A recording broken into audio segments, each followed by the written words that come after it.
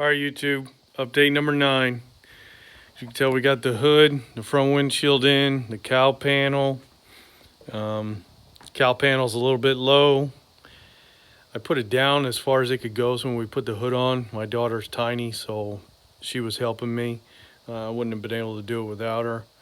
I'll adjust it up, but other than that, it lines up perfect. Got the windshield in. That fell right in. I'm not sure why, and it's all the way around it. It was the easiest windshield I've ever done.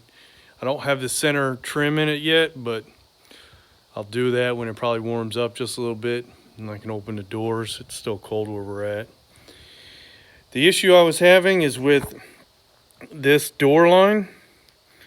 The bottom was pushed out about a 1/2 inch.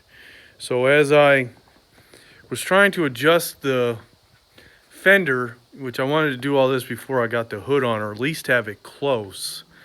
I did that DIY 4x4 B52 swap on the front. Well, what I didn't pay attention to is that the body mount for the front sticks up above the frame roughly a 1/4 inch or less.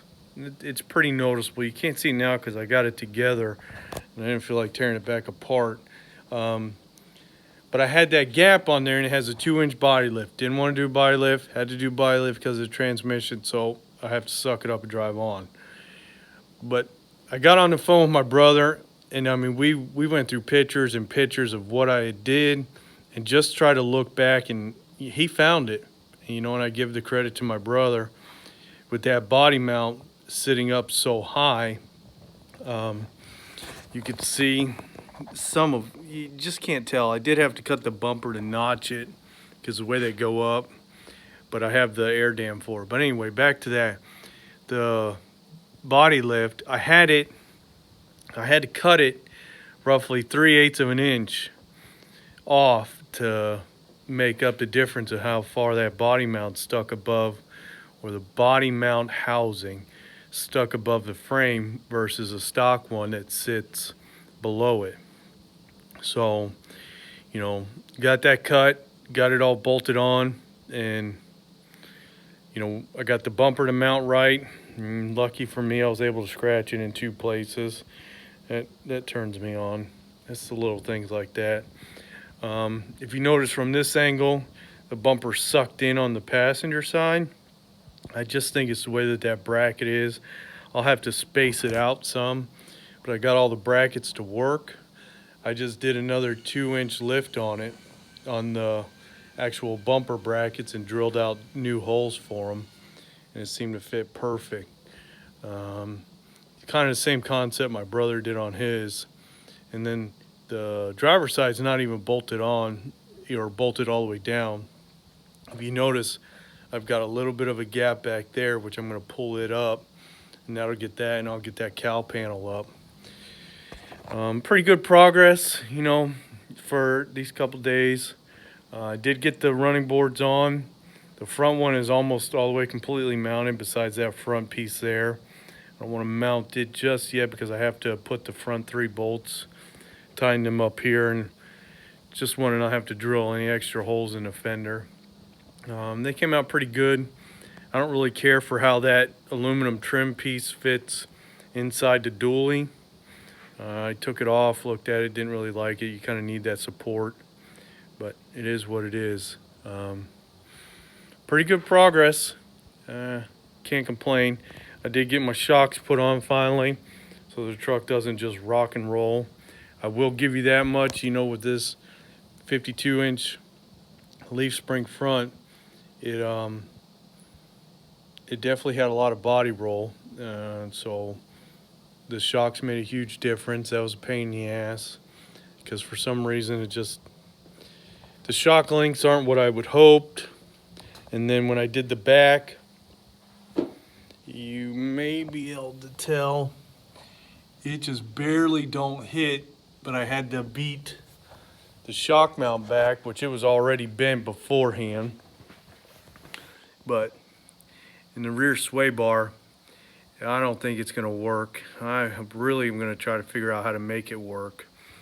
But you know, with that kit on there to do the hanger drop, it rotates the axle, so that's what caused the shock issue.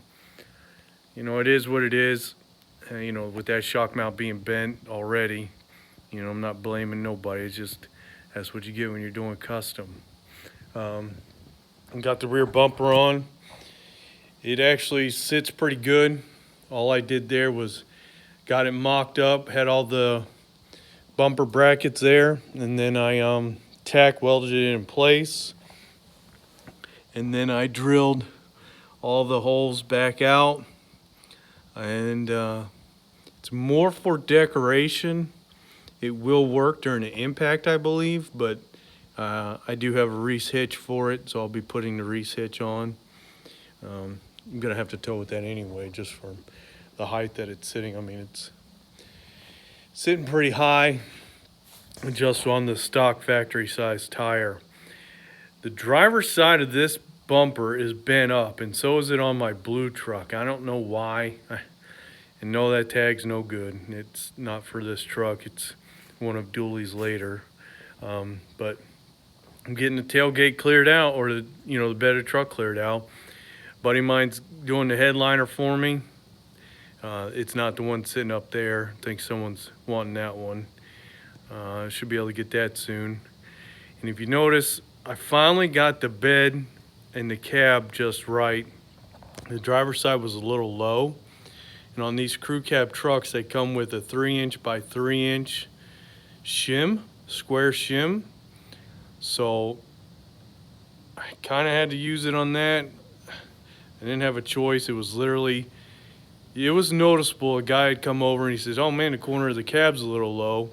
And I was kind of hoping nobody's seen it, but someone's seen it, so I fixed it. I was gonna fix it, but hopefully not that quick, because lifting the cab on this is joyous, just joyous. But we're making progress. Been window tinting my own stuff. I got the back glass done. We've got another 5% I'm gonna lay on it. I do have a topper for this, trying to go for that Papal look. Just something a little bit different, drivability wise. Making good progress. I can't say it enough. It's just all these small things. I got all the dualies bolted on. Anybody that doesn't know, there's over 20 something bolts to hold on a dually flare, and boy, there's sure not a lot of room. So I just did the 13mm gear wrench, taped it up to another wrench, I think a 7/8. That way I had length, and just use that to get in there. And I'd already sliced my fingers to bejesus, and my arms just getting in it to get the nuts started. But pretty happy with the way it's going. As far as under the hood, I got fuel line, the alternator, and the compressor left to do on that, and the radiator hoses, and it'll all be done under the hood. That's it. I mean, it's the small little details. I know I gotta, fix this stuff, but it's too cold to paint inside the garage because the smell will go upstairs. So, but yeah, moving along. Appreciate everybody subscribing to it. I mean, had a gentleman look at it yesterday, one of my neighbors. All he says is, "Boy, that color's unique, isn't it?" And I just started laughing. I think it'll stick out in the crowd.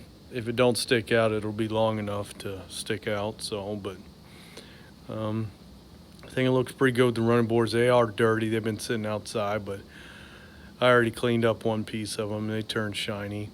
And then I'll go get my Alcoa wheels here soon. I've got Alcoas for it, so it'll match the running boards and the diamond plate on the bed. So that's all I got.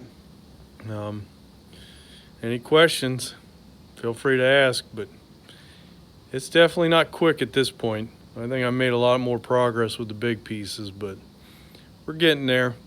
All right, YouTube, I appreciate it, guys.